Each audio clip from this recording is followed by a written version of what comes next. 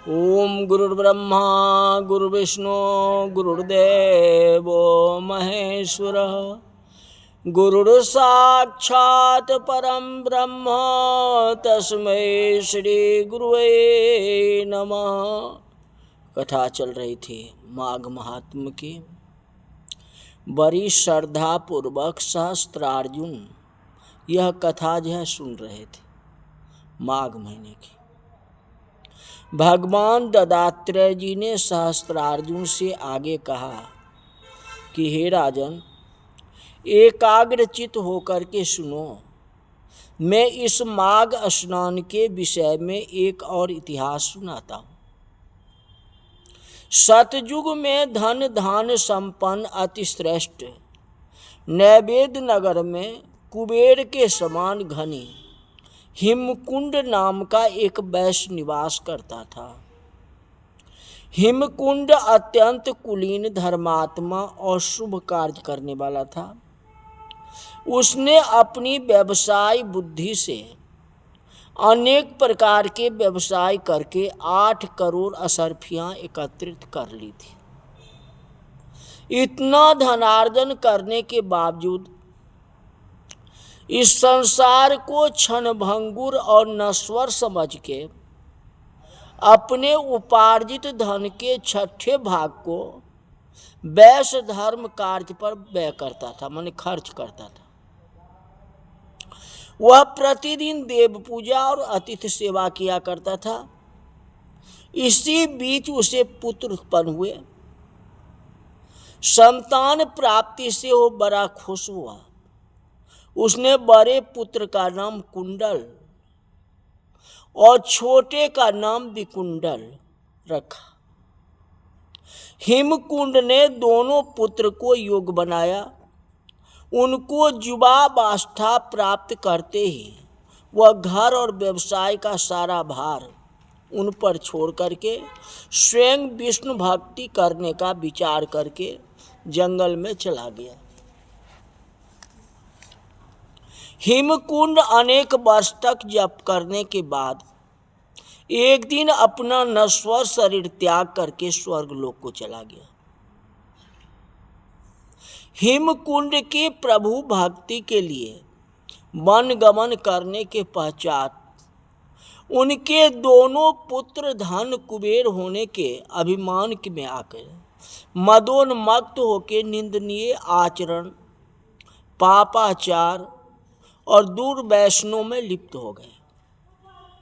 दुर्वैष्णव में लिप्त होकर के निंदनीय आचरण करते हुए अपने माता का तिरस्कार और अनादर करने के साथ साथ अपने से बड़े पूज्य और श्रेष्ठ जनों का भी अपमान करने लगा। धर्म से पूर्णतया विमुख होकर वे दोनों ही पापाचारी, वेश्यागामी, मद्यपायी, जुआरी और बहुत सारे पाप में लिप्त हो गए। वो दिन रात जो है कुकर्म से नृत्य संगीत में, मदपान में गुजारने लगे।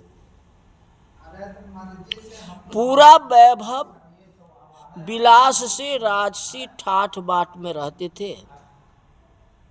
उन्होंने अपना व्यवसाय भी बंद कर रखा था। पानी के तरह धन बहाते हुए पूर्ण स्वेच्छाचारी और निरंकुश जीवन जो है जी रहे थे। अब पिता देखो कितना धार्मिक था और बेटा कैसा हो गया। हाँ, बिना कोई कार्य किए पापाचार में धन व्यय करने के कारण उनके पिता के अथाह धन को पंख लगते देर नहीं लगी और कुछ ही वर्षों में वे अपना सारा धन समाप्त कर बैठा।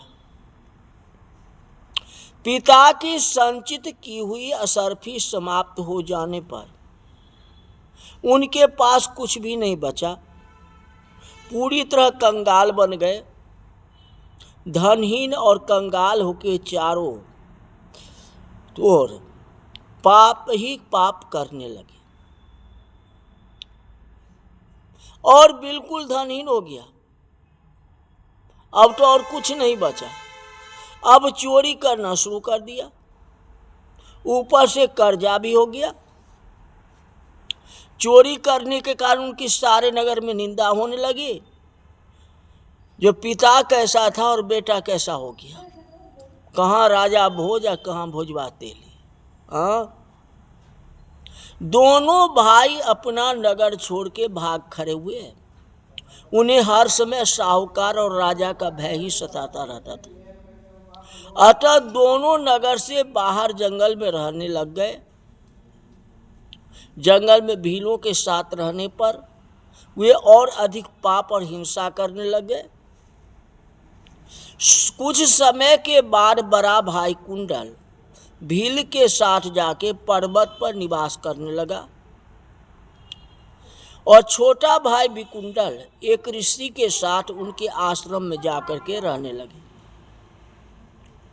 एक दिन एक भाई को सिंह ने मार डाला और उसी दिन दूसरे भाई को सर्प ने काट लिया। इस प्रकार दोनों भाई को एक ही दिन मृत्यु हो गई। मृत्यु के बाद दोनों भाई को जमदूत जमपास में बांध के जमलोक को ले गए। दोनों भाइयों के यमराज के सामने प्रस्तुत किया गया। चित्रगुप्त जी ने दोनों भाइयों के जीवन भर का लेखा जोखा देखकर जमदूतों से कहा कि दूतों, पाप कर्मों में लिप्त होने के कारण बड़े भाई को नरक में ले जाओ और छोटा भाई धर्मात्मा विकुंडल को स्वर्ग में ले जाकर के दिव्य भोग का उपयोग करा। चित्रगुप्त के आदेशानुसार जमदूत ने बड़े भाई कुंडल को नरक में डाल दिया और विकुंडल को एक देवदूत स्वर्ग सुख भोग कराने के लिए स्वर्ग लोक को ले गया। पापी तो दोनों था ना। चित्रगुप्त की आज्ञा पा करके दूतों ने कुंडल को तो नरक में डाल दिया और विकुंडल को लेकर स्वर्ग की ओर चल पड़ा। जिस समय देवदूत विकुंडल को लेकर स्वर्ग जा रहा था तो मार्ग में विकुंडल ने देवहूत से कहा कि हे देवदूत, शास्त्रों का कथन है जो सज्जनों के साथ 7 कदम साथ चलने से मित्रता हो जाती है। इस नियम से आप मेरे मित्र हो, अतः आप मेरी शंका का समाधान करो कि हम दोनों भाई एक ही कुल में उत्पन्न हुए और एक ही माता पिता के संतान हैं और जीवन भर हम दोनों ने ही कर्म अच्छा नहीं किया था। हम दोनों भाई हिंसा और पाप करते रहे, लेकिन इस विचित्र स्थिति का क्या कारण है जो मुझे स्वर्ग मिल रहा है? हम दोनों ने मद्य मांस और दुराचार जैसे कर्म किया, फिर मैं स्वर्ग में और मेरा बड़ा भाई जो है नरक में भेजा गया। इसका क्या कारण? तो विकुंडल के इस प्रश्न को सुन के विष्णुदूत ने कहा कि तुम्हारा यह कथन सत्य है और तर्क संगत है। एक साथ ही यह जिज्ञासा भी उचित है। इसमें एक आश्चर्यजनक रहस्य है जो मैं तुम्हें बताता हूं। हे विकुंडल, कर्मों की गति बड़ी गूढ़ और रहस्यमय और विचित्र है। इस विषय में बड़े बड़े ज्ञानी भी भ्रमित हो जाते हैं।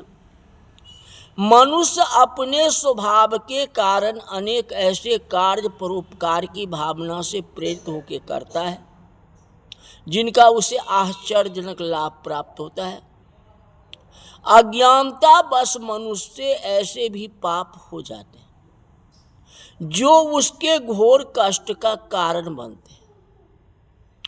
देवदूत ने विकुंडल की शंका को समाधान करते हुए आगे कहा, यह तो स्पष्ट और सत्य है कि तुम दोनों भाई जीवन भर पाप कर्म में लिप्त रहा, कभी भी कोई पुण्य कार्य नहीं किया, किंतु अपने जीवन के अंतिम वर्ष में तुम अपने भाई के साथ छोड़ करके जमुना के दक्षिणी तट पर महर्षि सुमित्र के आश्रम में रहने लगे।